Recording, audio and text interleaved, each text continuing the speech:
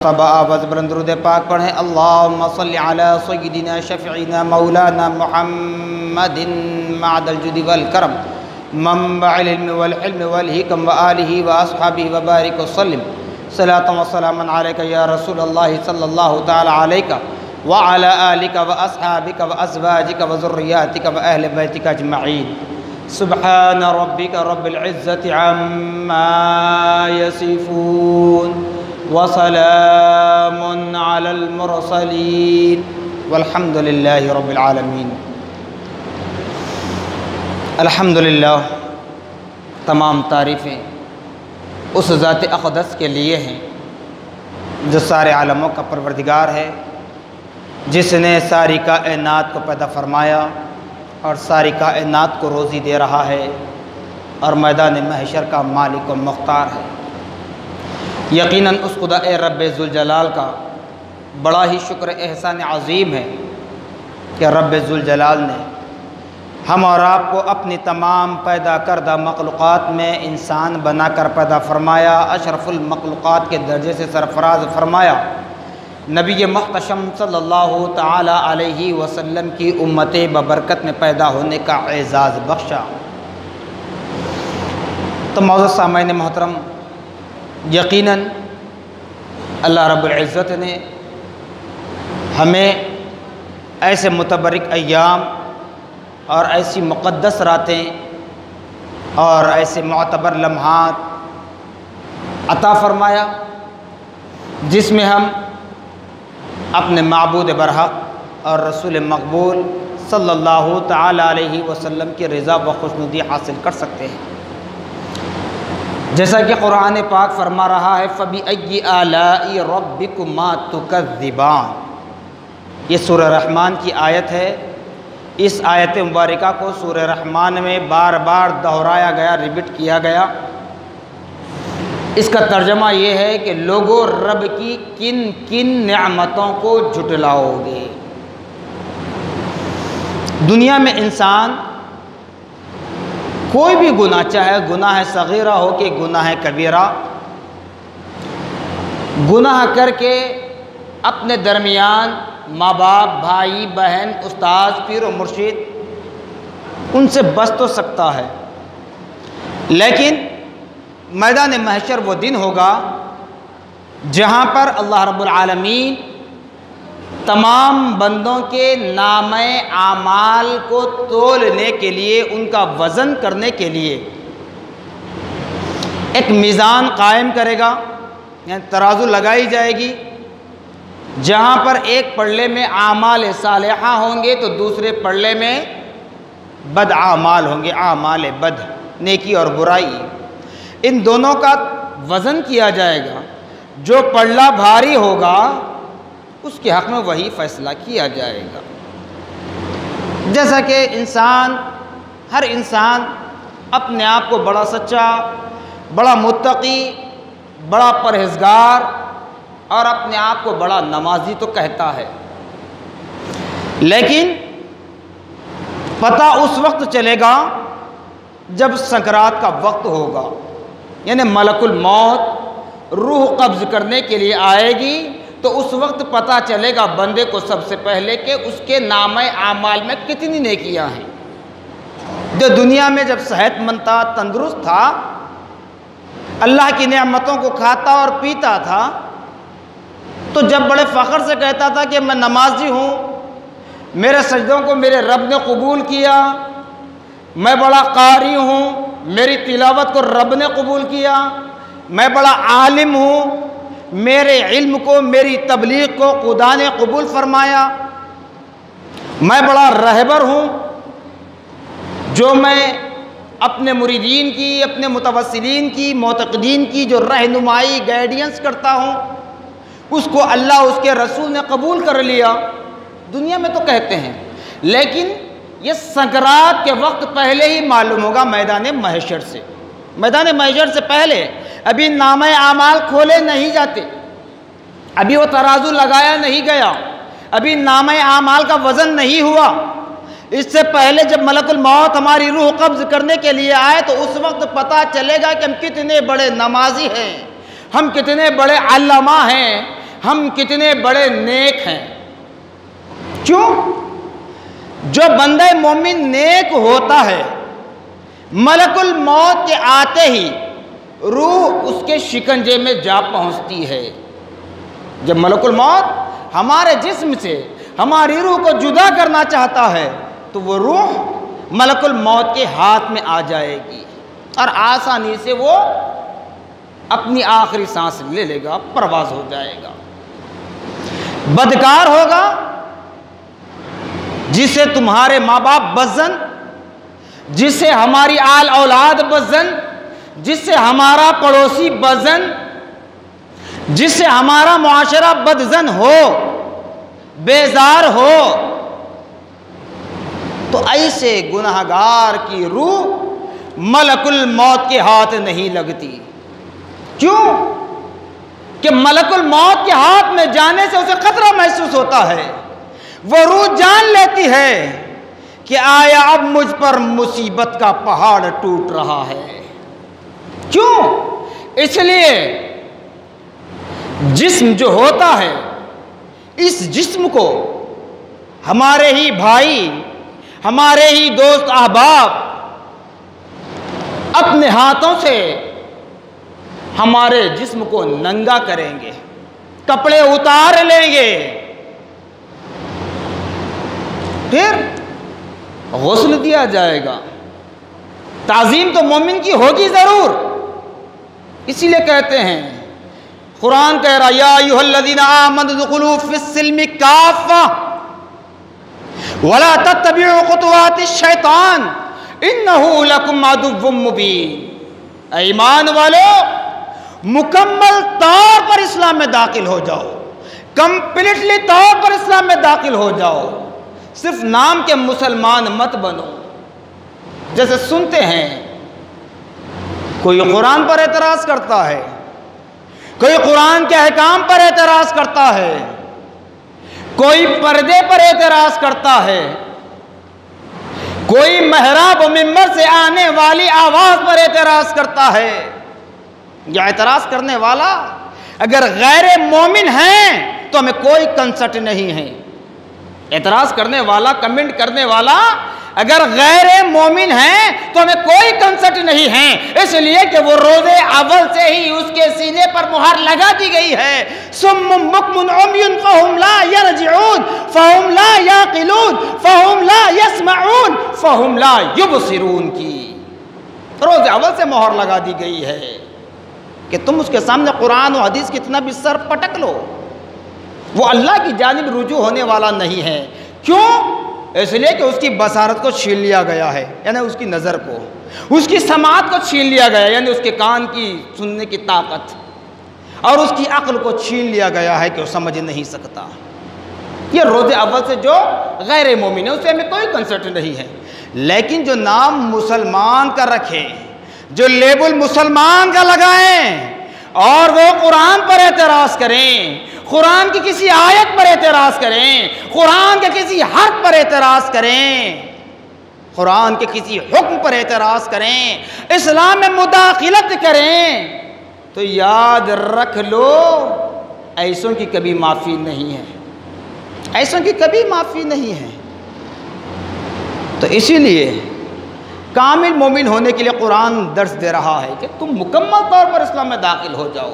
ایسے مسلمان مت بنو کہ چند روپیوں میں بک کر قرآن پر اعتراض کرو، چند بلڈنگوں پر بک کر اسلام کے احکامات پر اعتراض کرو، جی کچھ کرسی کے لیے بک کر اسلام پر حرف لاتے ہوئے خدا کی شان میں مداخلت کرو۔ ایسے مسلمان مت بنو، کامل مومن بنو۔ تو ایسے مسلمان، ایسے گناہگار کی روح ملک الموت کے ہاتھ میں جانے سے گھبرائے گی، خوف ہوگا، چونکہ اسے پتا ہے کہ روح خدا کی بارگاہ میں پہنچائی جائے گی۔ میدان محشر برپا ہونا اپنی جگہ ہے، وہ قیامت کا دن، وہ حساب و کتاب کا دن، وہ اعمال تولے جانے کا دن، وہ ترازو لگانے کا دن اپنی جگہ ہے، لیکن روح جب خدا کی بارگاہ میں جائے گی تو اس کے ساتھ کیا معاملہ ہوگا، کیا سلوک ہوگا، روح جانتی ہے۔ دیکھتے ہیں بعض حضرات سکرات میں تڑپتے ہیں، نہ روح جاتی ہے نہ سانس ملتی ہے، نہ اطمینان ملتا ہے نہ موت آتی ہے، تڑپتے ہیں، بلکتے ہیں، نہ کھانا جاتا نہ پانی جاتا، نہ منہ سے کچھ بول سکتے ہیں، نہ صحیح طریقے سے سن سکتے ہیں، نہ صحیح طریقے سے کسی کو پہچان سکتے ہیں۔ یہ سکرات کا عالم ہوگا۔ یہ سب سے پہلا حساب و کتاب دنیا میں ہی ہماری آنکھوں کے سامنے رب تبارک و تعالیٰ بتائے گا۔ کیوں؟ یہ عبرت کا مقام ہے۔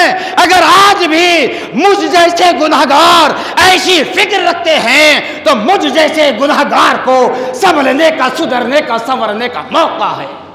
وہ سکرات کا عالم ہے۔ پھر اس کے بعد قرآن کہہ رہا ہے وَلَا تَمْشِ فِي الْأَرْضِ مَرْحًا۔ لوگوں، خدا نے اگر تمہیں علم دیا ہے، تمہیں حسن جمال دیا ہے، تمہیں اولاد دیا ہے، تمہیں دنیا کی دولت دی ہے، دنیا کا عیش و آرام دیا ہے، دنیا کی دھن دولت زیور سب کچھ دیا ہے، تو اس پر اتراؤ نہیں، اس پر اتراؤ نہیں اور اکڑ کر مت چلا کرو۔ زمین پر اپنے سینے کو تان کر مت چلا کرو۔ کیوں؟ اس لیے زمین پر اکڑ کر چلو گے تو یاد رکھو، آج نہیں کل، کل نہیں پرسوں، پرسوں نہیں 1 سال، 10 سال، 50 سال، 100 سال کے بعد تو زندگی کی ختم کر کے قبر کی زندگی میں یعنی زمین کی آغوش میں جانا ہے، زمین کی آغوش میں جانا ہے۔ اب محاسبے کا وقت ہے، اور ان الفاظ میں گفتگو اس لیے کر رہا ہوں کہ محاسبے کی رات آ رہی ہے، رب کو راضی کرنے کی رات ہمیں نصیب ہو رہی ہے، رب سے مغفرت طلب کرنے کی وہ رات ہمیں مل رہی ہے۔ انشاءاللہ وہ رات ہمیں مل جائے، ہماری زندگی باقی رہ جائے تو اپنے رب کو راضی کرنے کی کوشش کریں۔ زمین پر ہم بہت اتراتے ہیں، بتاؤں، معاف کرنا میں طنز نہیں کر رہا ہوں، مثال کے طور پر سمجھانے کے لیے بات بتا رہا ہوں۔ ہم آئے ہیں اللہ کے گھر میں عبادت کے لیے، نماز پڑھنے کے لیے، اگر فیان چل نہیں رہا ہے تو ہمیں چاہیے کہ خاموشی سے نماز ادا کریں۔ اگر کہیں کوڑا کرکٹ نظر آئے ہمارا فرض بنتا ہے کہ اس کو اٹھا کر باہر پھینک دیں، بجائے اس کے امام صاحب، مؤذن صاحب، انتظامی حضرات پر برسیں۔ نہیں، یہاں تو ہم عیش و آرام طلب کرتے ہیں، گھر تو گھر، اللہ کے گھر میں بھی آئیں عبادت کے لیے، نماز پڑھنے کے لیے۔ ہمیں اے سی چاہیے، ہمیں پاک جگہ چاہیے، جبکہ خدا کا گھر پاک ہوتا ہے، ذرا بھی کنکر ہمیں نظر آنا نہیں چاہتے۔ جی، پورے عیش و آرام کے ساتھ ہم عبادت کرنا چاہتے ہیں۔ غور کیجئے ایمان والو، اور یاد رکھیے اہل سنت والجماعت کا جو عقیدہ ہے وہ عقیدہ تمہاری زندگیوں میں تازگی دیتا ہے۔ اہل سنت والجماعت کے پاس جو قبور کی زیارت کا حکم ہے، قبرستان کی زیارت کا جو حکم دیا جاتا ہے، اسی لیے تاکہ تمہیں اس بات کا احساس ہو جائے، کیا چاہے تم کتنے ہی عیش و آرام کے ساتھ زندگی بسر کر لیں، لیکن ایک نہ ایک دن اس زمین کی آغوش میں چلے جانا ہے، جسے شہر خاموشہ کہیں گے، جسے قبرستان کہیں گے۔ اور وہ قبر کیسی ہوگی؟ آپ نے کتنے جنازوں کو دیکھا ہوگا، کتنے جنازوں کو ان ہاتھوں سے دفنایا ہوگا؟ بتائیے، کسی لکھپتی کروڑ پتی تو اپنی جگہ ہے بادشاہ، کوئی عرب ممالک کا بادشاہ بھی اگر مرتا ہے، کیا اس کو دودھ سے نہلائیں گے؟ کیا اس کو عطر سے نہلائیں گے؟ کیا اس کو شہد سے نہلائیں گے؟ نہیں، وہی پانی سے جس پانی کو تم استعمال کرتے ہو، اور کفن کا کپڑا وہی ہوگا۔ کوئی ویلویٹ کے کپڑے میں کفن نہیں دیتا، کوئی نرم بستر غالیظ میں تمہیں کفنایا نہیں جاتا، اسی کفن میں کفنایا جاتا ہے جو عام کفن کا کپڑا ہوتا ہے۔ سوچئے، پھر قبر میں جب دفناتے ہیں ہم، چاہے ہمارا رشتہ دار ہو یا دوست ہو کوئی، کیسے؟ 3 طرح کی قبریں بنائی جاتی ہیں۔ ایک قبر ہوتی ہے میت کو قبر میں اتارنے کے بعد ڈائریکٹ مٹی ڈالی جاتی ہے۔ دوسری ایک قبر ہوتی ہے، اس کی شکل قبر کو کشادہ، تھوڑا سا کشادہ کھودا جاتا ہے، سائڈوں سے کچھ دیوار اٹھائی جاتی ہے، اوپر سے کڑیاں ڈالی جاتی ہیں، پھر مٹی ڈالی جاتی ہے، اور اکثر و بیشتر جو قبر ہوتی ہے عام طور پر جسے بغلی کہا جاتا ہے، قبر میں اتارنے کے بعد قبر کی جگہ کتنی ہوتی ہے؟ اگر ہمارا سینہ 3 فٹ کا ہے تو 4 سے 5 فٹ کی قبر بہت ہو گئی، اس کی چکلان بتا رہا ہوں، بہت 4 سے 5 فٹ۔ مردے کو ایک سائڈ میں کر دیتے ہیں، کرتے ہیں نا، پتھر لگاتے ہیں آڑا، پھر گیلی مٹی کے ڈھیپے بنا کر اس پتھروں کو پیک کرتے ہیں۔ کہیں سان آ رہی تو 4 5 10 آوازیں آ جاتی ہے، پتھر کے ٹکڑے دو تاکہ اس کو بند کیا جائے۔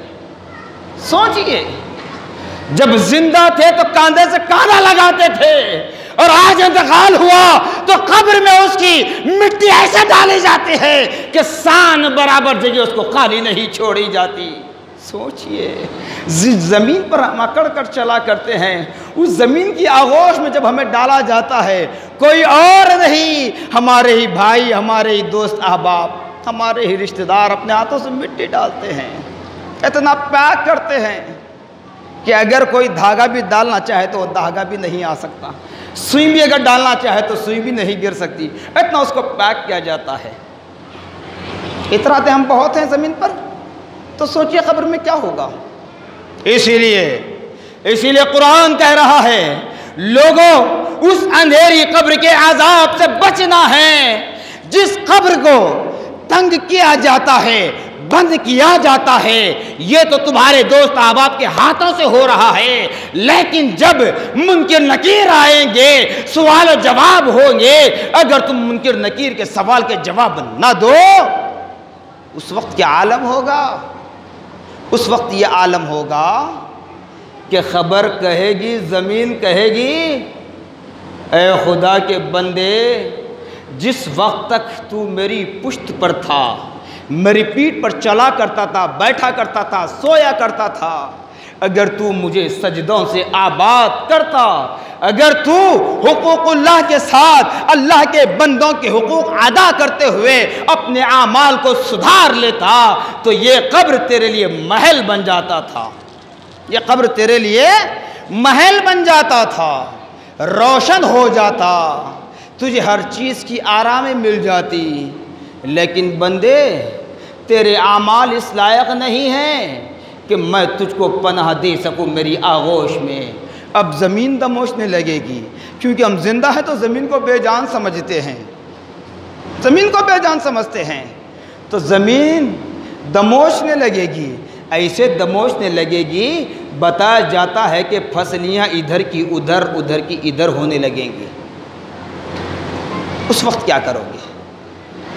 اس وقت کیا کرو گے؟ اب میدان محشر کی جب باری آئے گی تو اس وقت وہاں پتہ چلے گا، وہاں سارے اولاد آدم ہوں گے۔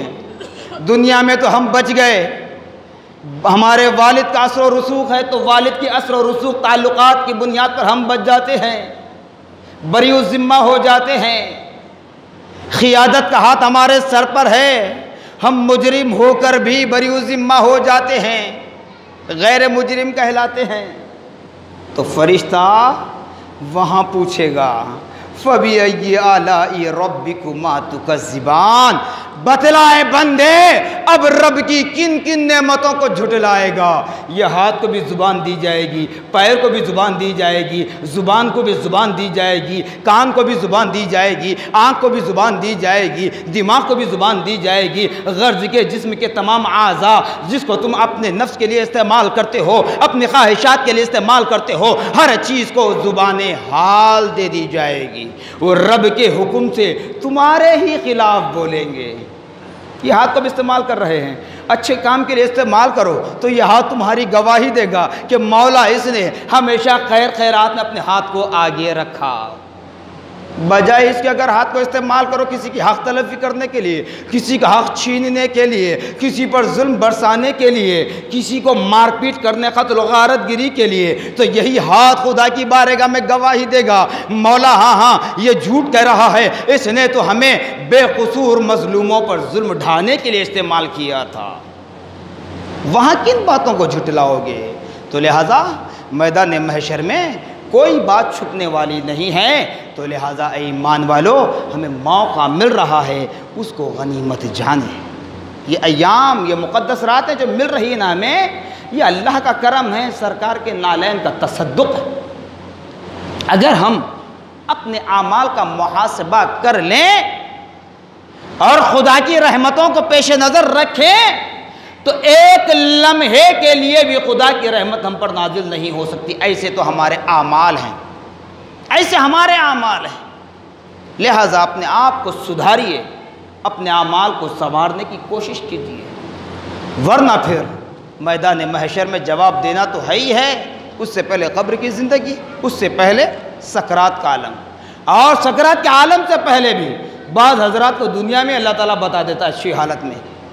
تو لہٰذا ہمیں چاہیے کہ اعمال صالحہ کریں اور اہل سنت والجماعت کے عقائد کے مطابق زیارت قبور کی جو اجازت ہے کہ قبرستان جاؤ، وہاں زیارت کرو اہل قبور کی، کیوں؟ تاکہ تمہیں زندگی کا احساس ہو۔ صرف اتنا ہی نہیں، یہ تو تمہیں احساس ہے، دوسری چیز یہ ہے کہ ہم میں سے جس کسی کا بھی انتقال ہوا ہے وہ روحیں تڑپتی ہیں، اور روحیں تڑپتی ہیں، میری اولاد کے لیے میں نے کیا نہیں کیا، مگر آج میری اولاد میرے لیے کچھ نہیں کر رہی ہے۔ باپ بھی کہے گا، ماں بھی کہے گی، سب کہیں گے، ہر رشتہ دار کہے گا۔ کیوں؟ اس لیے چلیے ٹھیک ہے، ماں باپ کی ہی مثال بتا دو۔ جس ماں نے اپنے کوکھ میں 9 مہینے رکھ کر ہمیں سنبھالا، ہماری تکلیف کو برداشت کیا، ہماری حرکات و سکنات کو اپنے پیٹ میں رکھ کر ہمیں تکلیف کو برداشت کیا، پھر جنم دینے کے بعد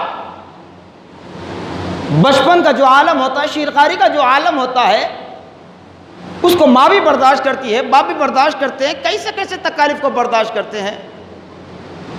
بلکہ یوں کہوں کہ اگر ماں باپ کے سامنے ہم کتنے ہی بڑے کیوں نہ ہو جائیں، اگر ہم خود شادی شدہ ہو جائیں، 4-6 بچوں کے باپ بھی اگر بن جائیں، ہمارے ماں باپ اگر زندہ ہو، اگر ہماری طبیعت ذرا سی ناساز ہو جائے تو ماں باپ کا کھانا پانی رک جاتا ہے، ضعیف بوڑھے ماں باپ کا کھانا پانی رک جاتا ہے۔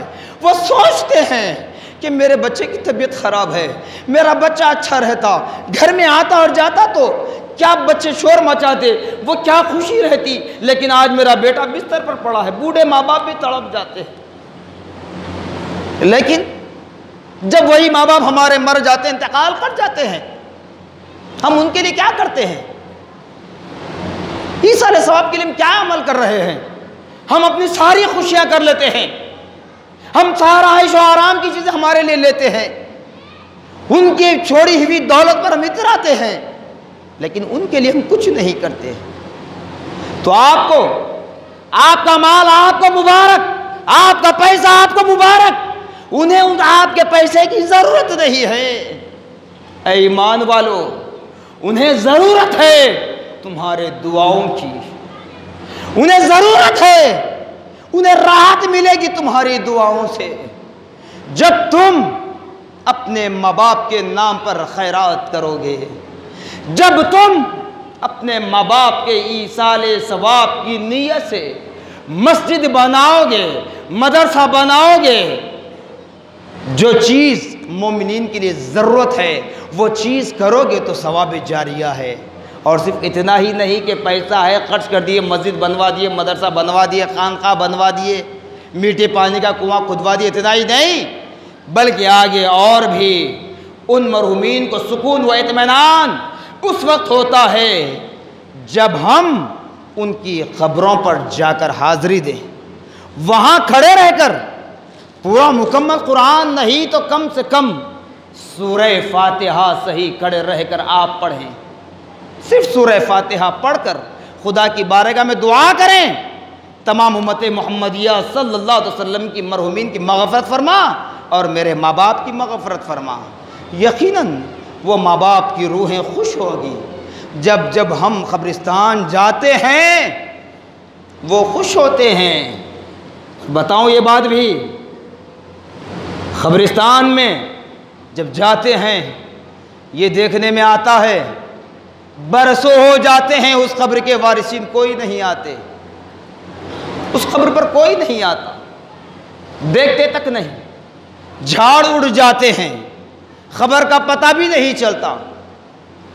اسی لیے آپ سے کہا جاتا ہے کم سے کم مقدس راتیں، متبرک ایام، جمعہ کے دن تو کم سے کم قبرستان جایا کرو، تاکہ زندگی کا بھی احساس ہو اور کم سے کم ماں باپ کے حقوق ادا کرنے کی کوشش تو ہو جائے۔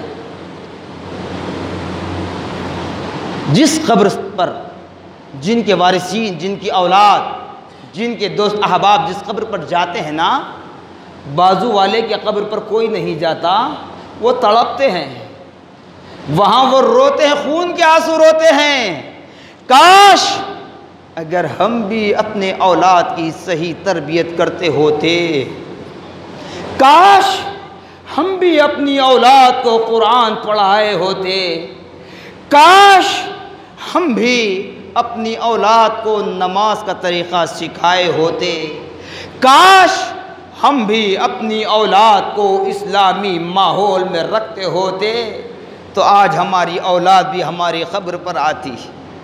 ہم نے اپنی اولاد کو دنیا کی تعلیم میں چھوڑ دیا، اسلام سے دور کر دیا، ان کی طرف توجہ نہیں دی۔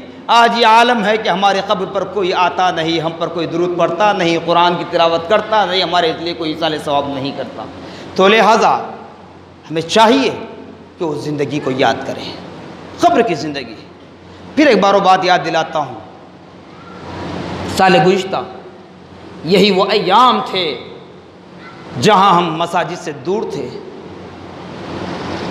متبرک راتوں سے ہم دور تھے۔ تو یہ یاد رکھیے، بیماریاں جتنی دنیا میں ہے نا، ان تمام بیماریوں میں مشکل سے 50% بیماریوں کا علاج دنیا کے ڈاکٹر، اطباء، حکیم کر سکتے ہیں، باقی 50% بیماریوں کا علاج خدا کی قدرت میں ہی شامل ہے، کوئی اس کا علاج نہیں کر سکتا، کوئی علاج نہیں کر سکتا۔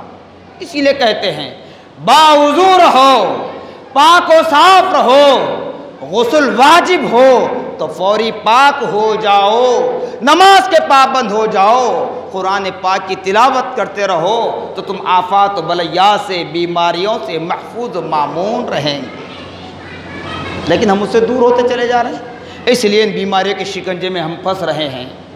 تو بہرحال بیماریاں آتی ہیں اور جاتی ہیں، لیکن جو سال گزشتہ کے جو دن گزرے وہ کسی کے کہنے پر سے مراد دباؤ میں آ کر ہم مسجد سے دور نہیں تھے، علماء نے فیصلہ لیا تو یہ علماء اپنی جانب سے فیصلہ نہیں لیا بلکہ خدا کا فیصلہ تھا۔ ہمارے اعمال میں بدکاریاں بڑھتی جا رہی ہیں، بدفعلیاں بڑھتی جا رہی ہیں۔ اللہ تعالیٰ نے وعدہ کیا تھا کہ میں بندے تجھ کو پیدا کر رہا ہوں اور تیرے ساتھ تیرا رزق بھی پیدا کر رہا ہوں۔ رزق تو ہمیں لاک ڈاؤن میں بھی ملا، کھانے کو ہمیں لاک ڈاؤن میں بھی ملا، کسی نے 1 روپیہ نہیں کمایا لیکن وہ بھوکا نہیں مرا۔ کیوں؟ اللہ نے وعدہ کیا، رزق دینے کا رزق دے رہا تھا اور دیا، دے رہا ہے، قیامت تک دیتا رہے گا، قیامت تک دیتا رہے گا۔ پھر مسجد سے ہم کیوں دور تھے؟ تو پتہ چلا کہ ہماری بدفعلیوں، ہماری بدکاریوں کی وجہ سے اللہ رب العالمین ہم سے ناراض ہو کر ہم سے وہ سجدوں کی توفیق چھین لی تھی۔ خدا را ایمان والو، وہ موقع آج ہمارے ہاتھ ہے، اس کو غنیمت جان لیں۔ بارہا اس بات کو آپ نے سنا ہوگا، نبی پاک صلی اللہ تعالی علیہ وسلم نے تعلیم دی کہ لوگوں جب تم ایک دوسرے سے ملاقات کرو تو اس کو آخری ملاقات تصور کرنا، نہ جانے پھر تم دوبارہ ملو یا نہ ملو۔ اسی طرح نبی نے فرمایا جب سانس لو تو اس سانس کو بھی اللہ کا شکر بجا لاتے ہوئے آخری سانس تصور کر لو، نہ جانے پھر تمہیں اگلی سانس بھی ملے یا نہ ملے۔ تو پھر ایسی مقدس راتیں، ایسے معتبر ایام جب ہمیں ملتے ہیں تو اس کو کیوں اگنور کیا جاتا ہے، اس کو کیوں ایزی لیا جاتا ہے، اس کو کیوں لائٹ لے کر اپنے دنیاوی کام مشغول ہوتے ہیں؟ تو خدا را اللہ اس کے رسول کا واسطہ اتوار اور پیر، سنڈے اور منڈے کی درمیانی شب، لیلۃ البرات، شب برات، یعنی آپ کو گناہوں سے پاک و صاف کرنے والی رات مل رہی ہے، اس رات میں اپنے معبود حقیقی کو راضی کر لے۔ اب تک جو بھی گناہ ہم سے سرزد ہوئے ہیں توبۃ نصوحا کریں، ایسی توبہ کہ دوبارہ پھر وہ غلطی ہم سے سرزد نہ ہو، پھر وہ غلطی ہم نہ کریں۔ ایسی توبہ خدا سے کریں، وعدہ کریں تو یقیناً اللہ تبارک و تعالی ہمارے عیوب پر پردہ ڈالنے والا ہے، ہمارے گناہوں کو معاف کرنے والا ہے، وہ غفور الرحیم ہے۔ اس رات کو غنیمت جانیں۔ بالخصوص میں نوجوان بھائیوں سے گزارش کرتا ہوں کہ یہ تصور ذہن سے نکال دیں، یہ بات ذہن سے نکال دیں کہ ابھی ہمارے بال کالے ہیں، ابھی ہم نوجوان ہیں، ابھی ہمارا خون گرم ہے، ابھی تو ہماری عمر بہت باقی ہے۔ جب بڑھاپا طاری ہوگا، بال سفید ہو جائیں گے، خون ٹھنڈا ہو جائے گا، جوانی کی عائش ختم ہو جائے گی، تب ہم خدا کے گھر میں بیٹھ کر تسبیح لے کر بیٹھ جائیں گے، قرآن لے کر بیٹھ جائیں گے۔ نہیں، موت کا بھروسہ نہیں ہے۔ میں آپ کے سامنے بھی گفتگو کر رہا ہوں، میں واپس گھر جاؤں یا نہ جاؤں یہ مجھے اس کی بھی ذمہ داری نہیں ہے۔ یہ میں فیصلہ نہیں کر سکتا کہ میں گھر پہنچ سکتا ہوں، راستے میں اگر موت آ جائے تو کیا کروں؟ تو خدا را اس دن کو مت دیکھیے، نبی کے قول پر عمل کیجئے، نہ جانے میں اگلی سانس بھی ملے یا نہ ملے۔